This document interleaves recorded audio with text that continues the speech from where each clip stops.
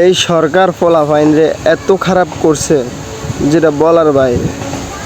একটা শিক্ষক ছাত্রকে মারতেই পারে, সেই জন্য ছাত্র মাইর খেয়ে এমনকি শিক্ষককে গুলিও করতে পারে। এটা মানে ভাবতেও অবাক লাগে।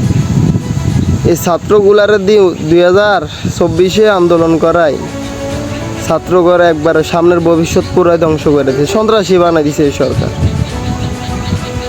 এই সরকারের কাছে আর কি আশা করা যায় বলেন তো?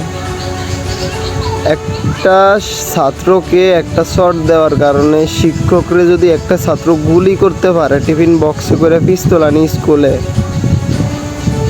এই বাংলাদেশে আর কোন জায়গায় রয়েছে? একটা ছাত্রর হাতে পিস্তল চলে গেছে, কিছু বলার না।